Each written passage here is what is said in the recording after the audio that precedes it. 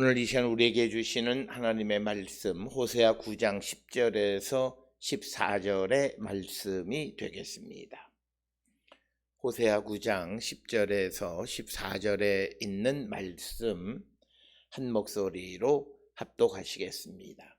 옛적에 내가 이스라엘을 만나기를 광야에서 포도를 만남같이 하였으며 너희 조상들을 보기를 무화과 나무에서 처음 맺힌 첫 열매를 봄같이 하였거늘 그들이 바알 부올에 가서 부끄러운 우상에게 몸을 들임으로 저희가 사랑하는 우상같이 가증하여 줬도다.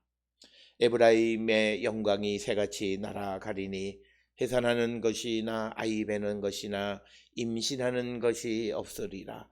혹 그들이 자식을 기를지라도 내가 그 자식을 없이 하여 한 사람도 남기지 아니할 것이라. 내가 그들을 떠나는 때에는 그들에게 화가 미치리로다. 내가 보건대 에브라임은 아름다운 곳에 심긴 두로와 같으나 그 자식들을 살인하는 자에게로 끌어내리로다. 여호와여 그들에게 주소서. 무엇을 주시려 하나이까? 아이 베지 못하는 태와 젖없는 유방을 주시옵소서. 아멘. 오늘 우리가 함께 읽은 호세아 9장 10절로부터 14절에 있는 말씀은 10절로부터 이제 17절까지의 말씀 가운데 10절로부터 14절에 이스라엘이 왜 그렇게 하나님의 심판을 받게 됐는가라고 하는 그런 이유를 설명하는 것이 되겠고, 그렇게 하나님의 심판을 받게 되어짐으로 그들의 신분이 어떻게 변했는가라고 하는 것을 우리에게 보여주는 것이 오늘 주시는 호세아 9장 10절로 14절의 말씀이 되겠습니다.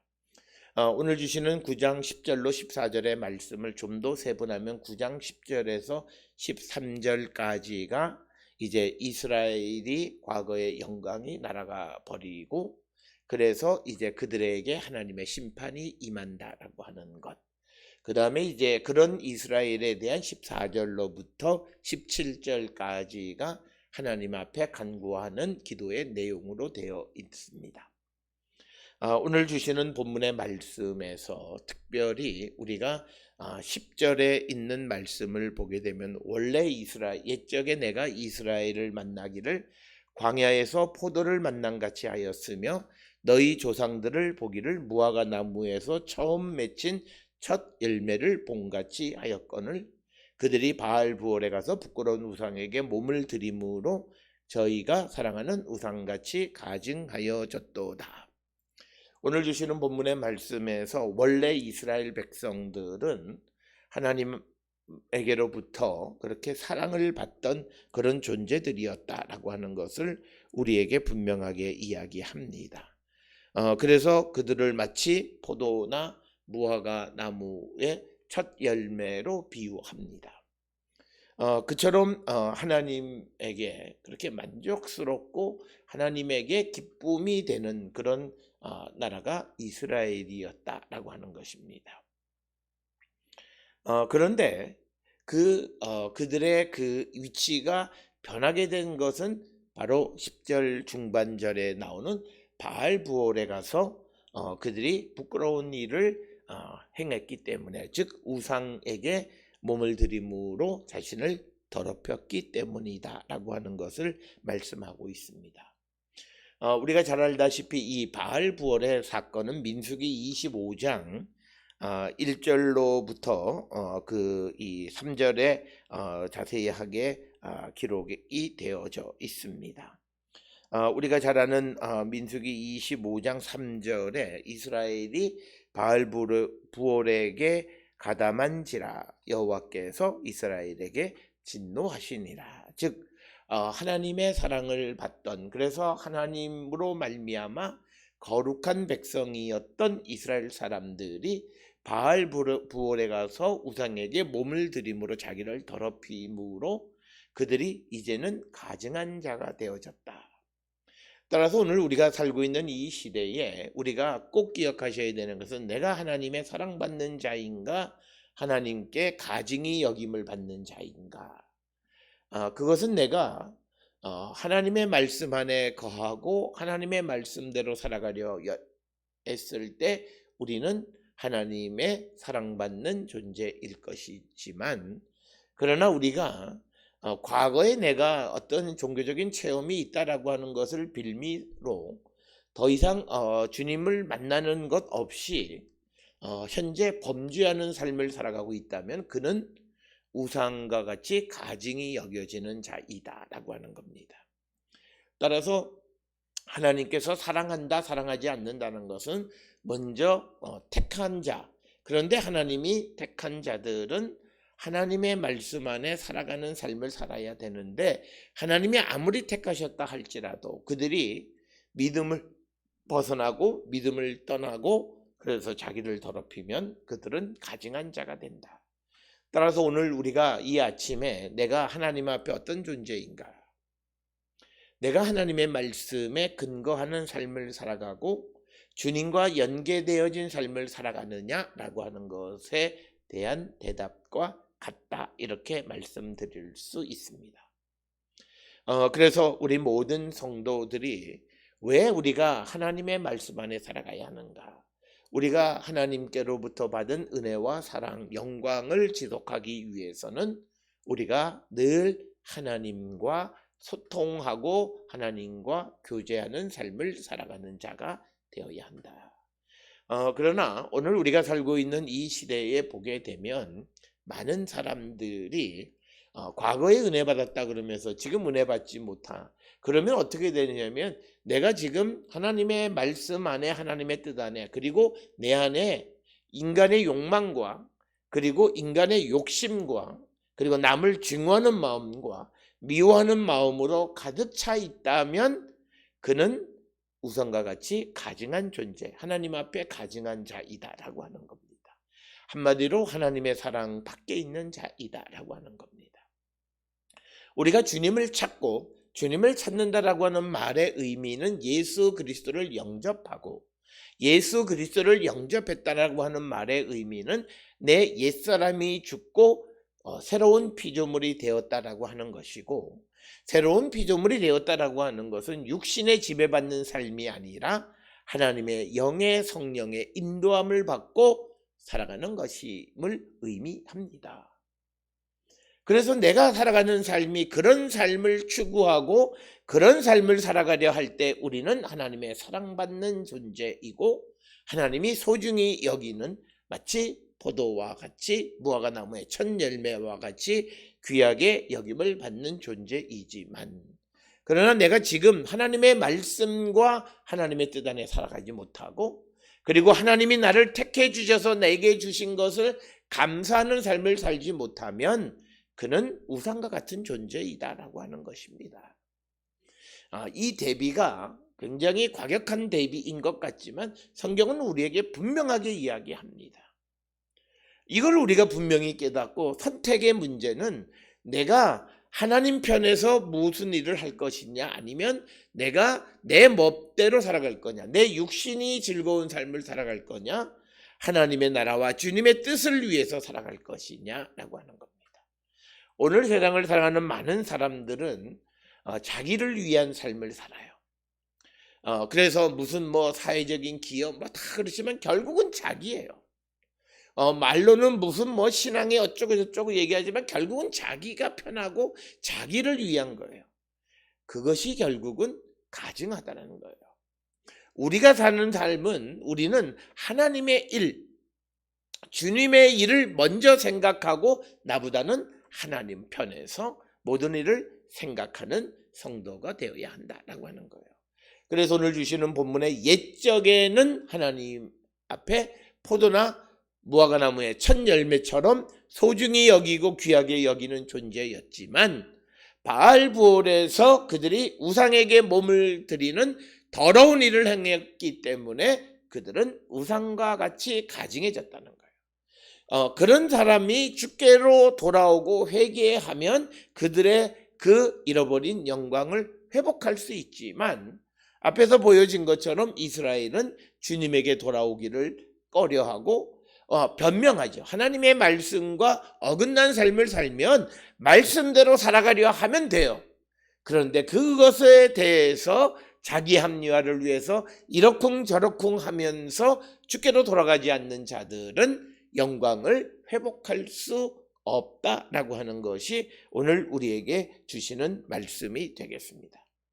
따라서 이처럼 옛날에는 이래서 범죄함으로 가증해진 자가 그제 그의 모습을 한마디로 오늘 주시는 11절에서 뭐라 말하냐면 에브라임의 영광이 새같이 날아가리라. 영광이 없어져 버린다라고. 하나님이 주신 그 영광, 카보드가 날아가 버린다. 새처럼 빨리 날아가 버린다라고 하는 거예요. 우리가 하나님 앞에 범죄하면 우리에게 주셨던 영광이 날아가 버린다라고 하는 겁니다. 그래서 앞에서 말씀드린 것처럼 포도나 무화과 나무의 첫 열매와 같이 존귀한 자였던 에브라임이, 이스라엘이 바알 부올에서 범죄함으로 말미암아서 결국 그들이 더러워졌고, 그래서 하나님께서 그들의 영광을 새같이 날아가게 하셨다라고 하는 거예요. 오늘 우리가 이 땅을 살아가면서 그리스도인으로서 우리가 하나님의 영광을 위한 삶을 사느냐, 그건 내가 범죄에 발을 들이고 살아가느냐, 결국은 하나님의 백성으로서 넘어서는 안 되는 것을 넘고 행하며 살아가는가, 인간이라고 하는 자기 변명 속에서 그런 삶을 살아가면 그는 영광이 새같이 날아간 존재이다라고 하는 것입니다. 그래서 우리가 하나님의 영광 가운데 거하고 하나님이 우리에게 주신 하나님 백성의 영광을 누리며 살아가려면 우리는 우리를 더럽히지 말고 우리를 세상과 구별된 삶을 살아가는 자가 되기를 결단해야 한다라고 하는 것입니다. 오늘 우리가 살고 있는 이 시대는 우리가 결단하는 시대, 이거냐 저거냐라고 하는 것은 내가 어떤 선택을 하느냐라고 하는 것입니다. 우리가 기독교가 강조하는 것 중 하나는 우리가 영생에 대한 소망을 갖고 살아가는 거고, 하늘나라를 우리가 소망하며 살아가는 겁니다. 그러려면 우리는 끝까지 우리가 믿음의 경주에서 낙오되는 자가 되어서는 안 된다. 그래서 우리의 선택은 항상 하나님의 말씀과 주님 편으로 기울어진 인생을 살아야 한다라고 하는 거예요.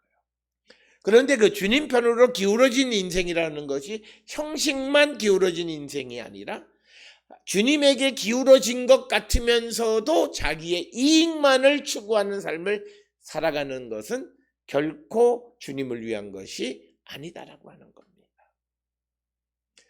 그래서 우리가 이 땅을 살아가면서 우리에게 하나님이 주신 영광이 지속되어지려면 우리는 하나님 앞에 범죄하지 않는 자, 즉 범죄라고 하는 것은 우리가 하나님의 말씀과 뜻을 거역하는 것인데 하나님의 말씀 안에 거하는 삶을 사는 자가 되어야 한다라고 하는 것입니다.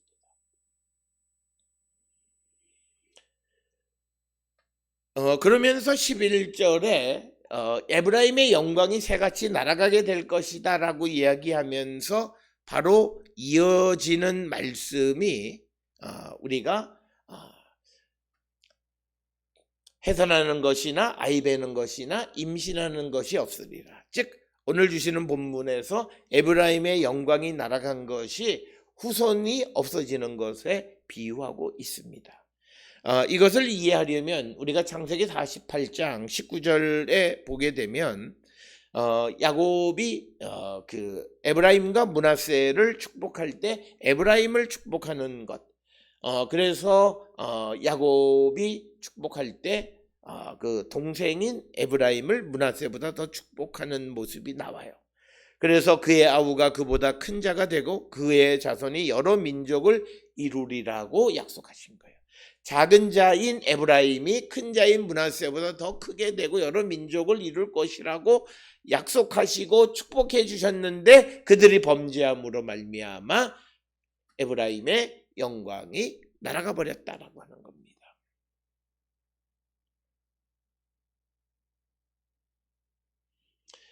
그래서 그 영광이 날아간 것은 해산, 아이 베는 것, 임신하는 것이 없어진다. 즉 자손이 더 이상 늘어나지 않는다. 즉 창세기 48장 19절에서 주신 약속을 파기하셨다라고 하는 겁니다.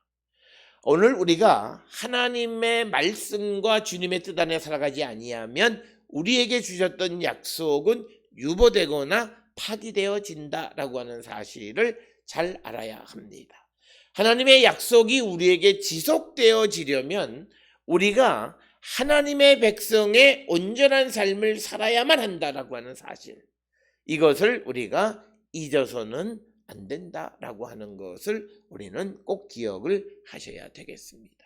따라서 오늘 주시는 본문에 에브라임의 영광이 새처럼 날아가게 될 것이다 라고 하는데, 그 영광이 날아간 것은 해산 또는 아이 베는 것, 임신하는 것이 없을 것이다 라고 말씀하고 있고, 이어지는 말씀에서 12절에 혹 그들이 자식을 기를지라도 내가 그 자식을 없이하여 한 사람도 남기지 아니할 것이라.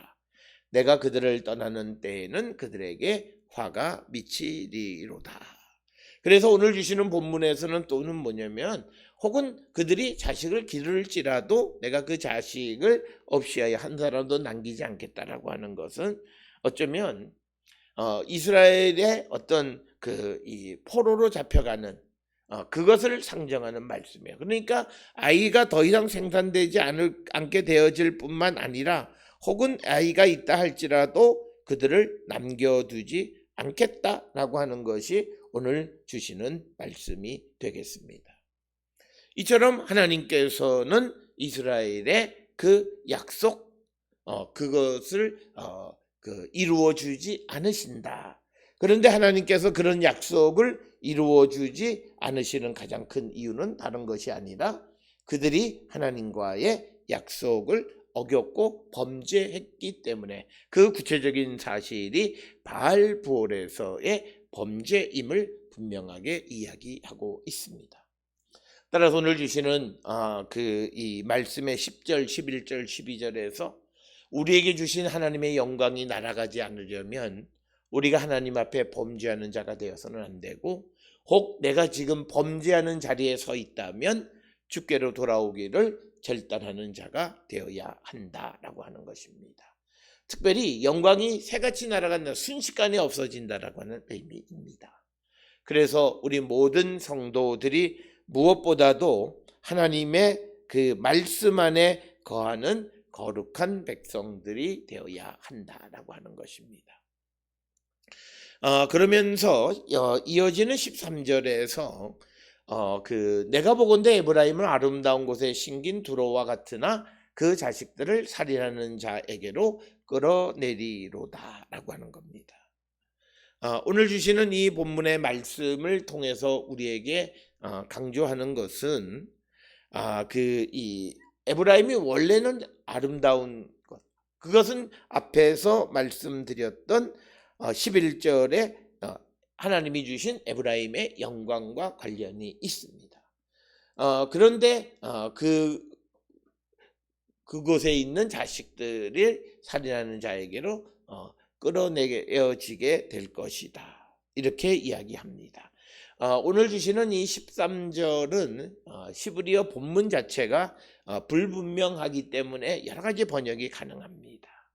특별히 그 자식들을 살인하는 자에게로 끌어내리로다라고 하는 이 표현을 내가 그 자식들이 살육당하는 것을 본이다라고 이렇게 번역할 수도 있다라고. 그러니까 뭐냐면 내가 보건대 에브라임은 아름다운 곳에 심긴 두로와 같으나 내가 그 자식들이 살육당하는 것을 보게 될 것이다, 이런 이야기입니다. 뿐만 아니라 이 13절을 전혀 다르게 전체를 내가 보니 이스라엘은 기름진 밭에 심어진 어린 종려나무 같으나 이제 그 자식들은 살육당하고 죽임을 당해야 하나이다로 읽기도 합니다. 어떻게 읽든지 간에 13절에 강조하는 것은 원래 에브라임은 하나님의 영광, 하나님이 주신 영광 가운데 있었던 아름다운 곳, 풍요로운 곳, 그리고 그 큰 나라였지만 그러나 두로처럼 되어졌다라고 하는 겁니다. 그래서 우리가 그 두로의 역사를 알다시피 두로는 무역이나 또는 여러 가지로 풍요로운 나라였고 또 지리적으로 정복당하기 매우 어려운 곳에 위치하고 있던 것인데 결국은 그 아시리아에 의해서 정복당하는 것을 우리는 역사적으로 알 수 있습니다. 그래서 원래 에브라임 자체도 그런 것과 마찬가지로 하나님으로부터 아름답고 그리고 풍요로운 것이 되어진 그런 아주 좋은 곳이었지만 그러나 그 자녀들이 죽어지는 것을 보게 되는 그런 비운의 곳으로 변했다라고 하는 거예요. 그 이유는 뭐냐면 하나님께서 그들을 심판하셨기 때문이다. 그래서 오늘 주시는 이 본문의 말씀은 원래 태생적으로 에브라임은 잘 될 수밖에 없는 아름다운 곳에 심겨진 두로와 같은 곳이지만 그러나 하나님 앞에 범죄하면 하나님은 그곳에 비극을 심판을 내리신다라고 하는 겁니다. 이것은 마치 무엇과 같은 거냐면 하나님에게는 환경은 그렇게 중요하지 않다라고 하는 겁니다. 특별히 우리가 에돔 같은 나라는 자기들이 높은 곳에 위치하고 있기 때문에 아무도 자기를 공격할 수 없다고 교만할 때 하나님은 그들을 멸망시키는 것과 똑같아요. 에브라임이 아름다운 곳에서 풍요로운 것을 누리며 살아가면서 그들이 오히려 그것을 통해서 하나님을 배반하고 우상을 섬기게 되어질 때 그때 하나님은 그 아름다운 곳에 심겨진 두로와 같이 멸망하게 하시고 그 자식들이 살인자에게 죽임을 당하게 하신다라고 하는 겁니다. 그래서 오늘 주시는 이 13절에 있는 말씀의 중심은 우리 그리스도인들의 삶에서 환경이라고 하는 것은 그렇게 중요한 것이 아니다라고 하는 거예요. 우리에게 중요한 것은 내가 하나님 앞에 어떤 관계 속에 있는 존재인가라고 하는 것입니다. 내가 하나님에 의해서 지어진 소중한 존재로서 내가 이 세상을 살아간다고 하면 우리는 환경적으로 내가 태생적으로 무엇이 부족하고 연약하고 한 이런 모든 것은 아무런 의미가 없다라고 하는 겁니다. 그러기에 오늘 주시는 이 본문을 통해서 우리에게 강조하는 것은 환경 탓하지 말고 또 환경 갖고 교만해하지 말고 우리가 하나님의 말씀에 세워지는 하나님 앞에 범죄하지 아니하고 하나님의 말씀에 뿌리 내리는 삶을 살아갈 때 우리의 영광은 지속되어진다라고 하는 것을 강조하시는 말씀이 오늘 주시는 본문의 말씀이 되겠습니다. 그래서 오늘 주시는 이 본문은 에브라임의 영광이 날아가 버리는 것을 설명하면서 아무리 그의 자연 환경이 좋은 것 그건 중요하지 않다. 그건 역시도 하나님이 얼마든지 날아가 버리게 하실 수 있는 분임을 강조하고 있습니다. 그래서 오늘 주시는 10절로부터 13절에 하나님에게로 돌아오기를 거절하는 이스라엘에게 하나님은 그들에게 약속했던 영광을 날려버리신다. 그리고 그들이 전혀 상상하지 못했던 일어나지 않을 것 같았던 그런 사건을 통해서 그들을 심판하신다라고 하는 겁니다. 그래서 이제 14절로부터 17절까지가 이제 예언자가 여호와께 이스라엘 백성들을 위해서 간구하는 겁니다. 그 내용의 첫 번째는 이것을 오늘 우리가 같이 묵상하는 것은 하나님의 영광이 날아간 자의 존재가 어떻게 변화해지는가라고 하는 것을 보여주는데 오늘 주시는 본문의 14절에 보면 여호와여 그들에게 주소서 무엇을 주시려 하나이까 아이 베지 못하는 태와 젖 없는 유방을 주시옵소서.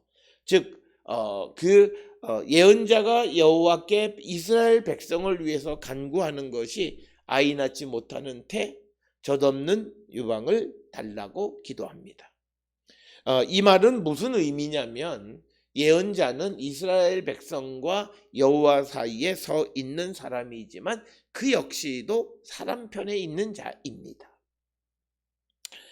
그래서 에브라임에 대해서 하나님의 심판을 선포한 자는, 그 예언자는 백성을 위해서 기도할 때 그들이 더 아이를 낳지 않는 것이 훨씬 더 유익하고 좋다라고 하는 거예요. 그것은 13절 하반절에 기록되어 있는 것처럼 자식들을 살인하는 자에게로 끌어내리리로다. 혹은 우리가 이것을 다시 번역하게 되면 그들의 자녀들은 살육당하고 죽임을 당하는 것, 또는 어쨌든 자녀들이 죽임을 당하는 것을 보게 되는 그런 비운이 에브라임에게 임하게 되는 것이기 때문에 오히려 에브라임에게는 자녀가 없는 것이 훨씬 낫다는 거예요. 자녀가 있어서 자녀가 죽임을 당하는 것을 보느니 보다는 자녀가 없는 것이 더 낫다라고 하는 겁니다. 따라서 오늘 주시는 말씀을 통해서 우리가 하나님께서 우리에게 주신 영광이 날아가 버리고 우리가 하나님 앞에 범죄함으로 말미암아 우리가 하나님의 백성의 거룩함을 잃어버릴 때 우리의 신세는 완전히 다른 신세가 되어지고 우상과 같이 가증한 존재가 되어짐을 우리에게 말씀하시는 겁니다. 내가 예수를 믿는다 그러고 내가 성령을 체험했다 그러고 주님이 내 안에 계셨다고 말하지만 지금 내가 나를 더럽히고 하나님의 영이 거하시는 하나님의 성전인 내 몸을 더럽히는 삶을 살아갈 때 나에게 임했던 하나님의 영광은 날아가 버리고 나의 삶은 상상하지 못하는 비극적 삶을 살아가게 됨을 강조하시는 것이 오늘 주시는 9절로 14절의 말씀이 되겠습니다. 오늘 주시는 본문을 통해서 우리가 하나님과의 관계 속에서 어떤 관계 속에 살아가고 있는가라고 하는 것을 다시 한번 성찰하고 주께로 돌아가기를 힘쓰는 자 되어서 하나님이 주시는 자비와 긍휼하심에 의하여 다시 회복되어지는 자들이 되기를 주의 이름으로 축원합니다.